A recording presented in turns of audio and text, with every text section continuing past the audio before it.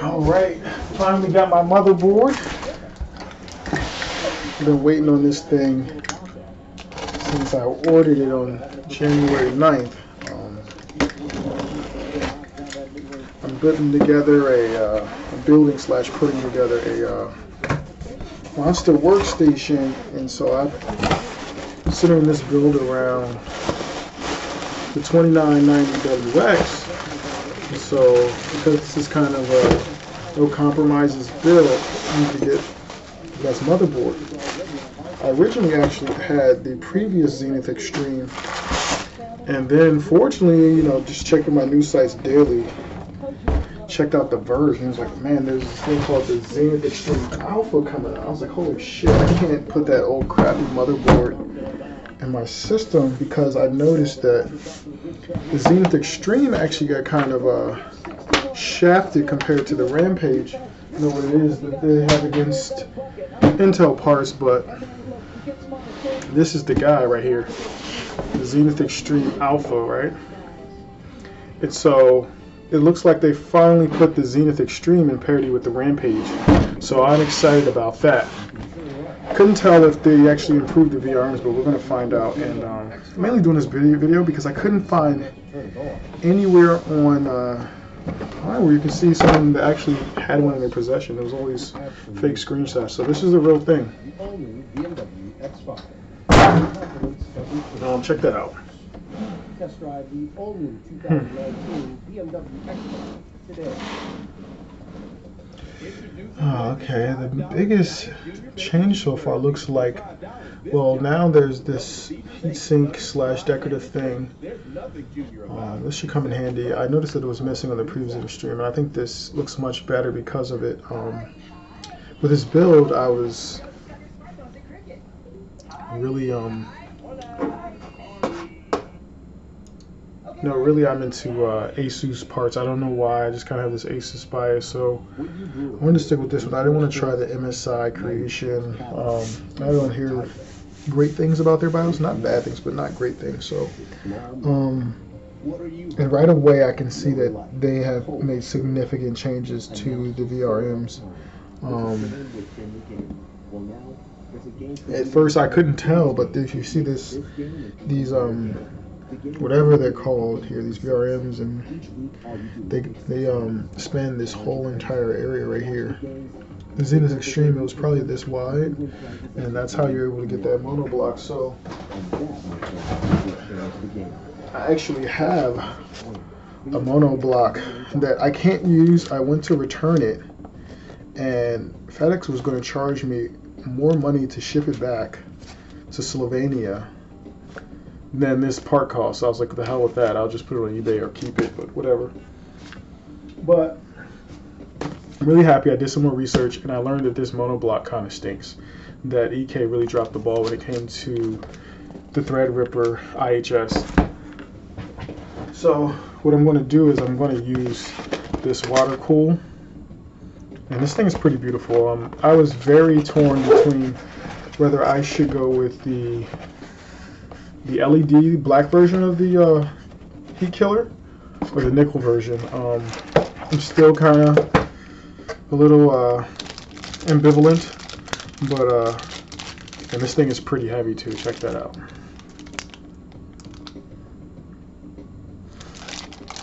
I'm just gonna sit on there, see what it looks like. All right, not bad, not bad. Can't complain. The LED would have looked nice too. The black with the LED would look nice, but I'm running black tubes because this is my first water cooled build, and I'm not that thrilled about running hardlining. I just kind of want to build it and get it over with.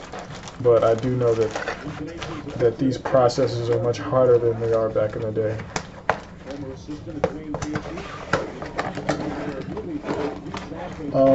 I will admit that the motherboard looks a lot more impressive online than it does right here. It looks a lot blacker. I see much more gray in the theme than black as if you've seen online. I figure out how I get this out of here. Let's take some of these. Let's come back.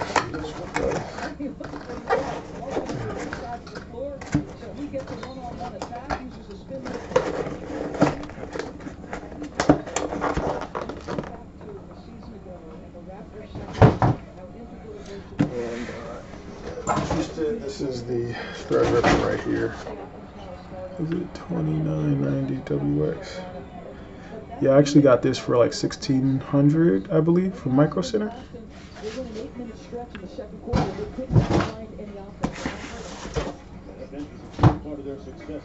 Let's see if we can get this thing out of here.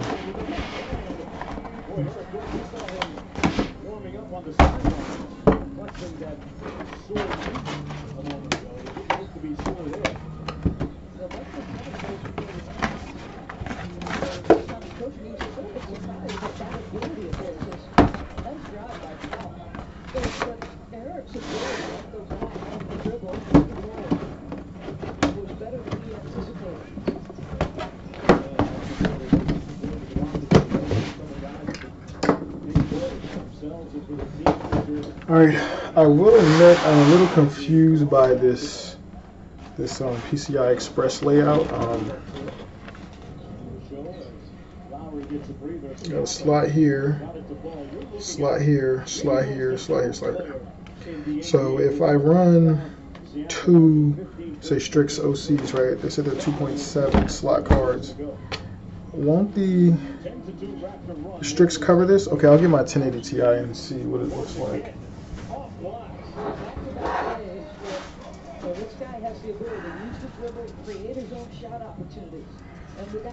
Alright, so this guy, if he comes here, you can see that this slot is covered, and that only leaves this slot, so I mean it kind of makes that slot useless. You definitely want to come here, because I used to have a dual 1080 Ti's in my last build, and the top card definitely is always hotter.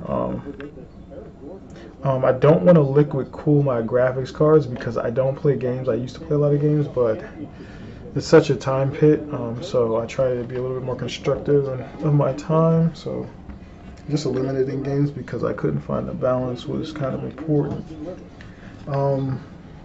Yeah, this will give a little gap. SLI. So I'm going to be running a Optane 905p because I'm a software developer, and believe it or not, those random access times actually matter.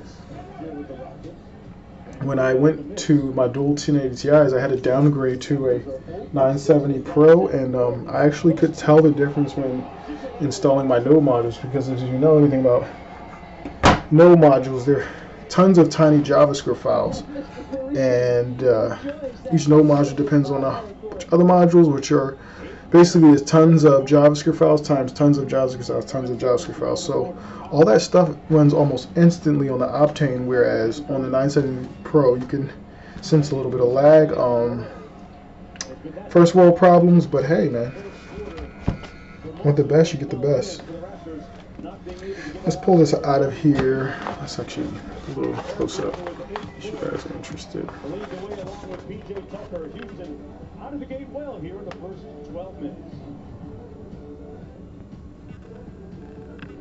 Why didn't you book your family vacation on a travel site? At Hilton.com, I get the price match guarantee, and I can choose from their 14 different hotel brands, so I get the right hotel for every member of my family. Like a DoubleTree for my cousins who love their warm chocolate chip cookies, a Homewood Suites for my uncle who likes a long stay, a Hampton for my sister and her kids, and the Waldorf Astoria Beverly Hills for me. But I thought your family vacation was in Miami. It is. I hear they're having a great time. Book at Hilton.com and get the Hilton price match guarantee. You match it and give you 25% off that stay. Oh man, I was getting really tired of waiting on this board. It was really delaying my build. Maybe I'll post some pictures or something, but this build is going to have it's a 560 rad and a 420 rad that I'm doing. Nemesis GTX radiators, push-pull. It's going to be in a thermal take, Core W100. But yeah, this is the Zenith Extreme Alpha. I am happy that I waited and got the most recent version because I plan on obtaining this system for the foreseeable future. Do a lot of Docker stuff on here. Try to put those cores to work.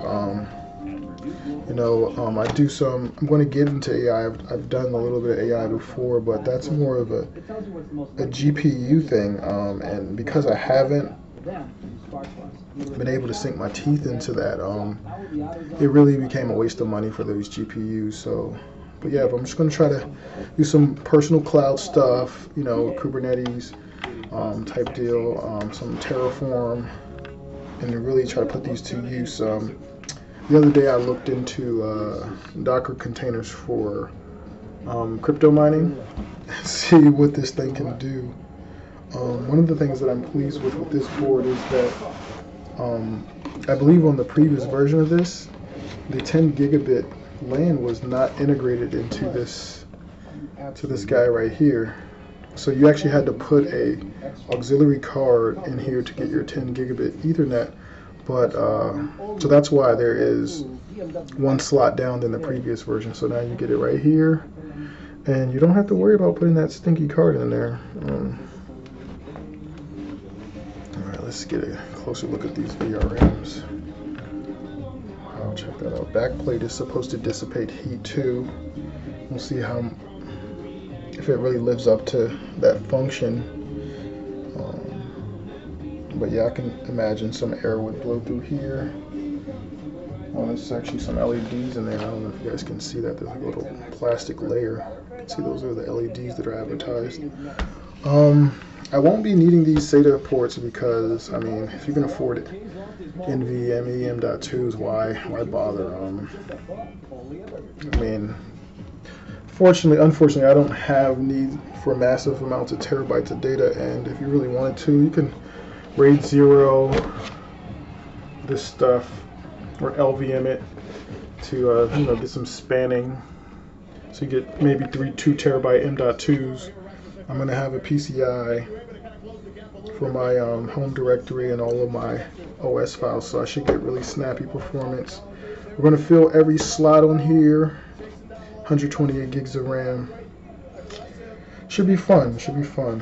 Let's see here if we started to show you guys this VRM.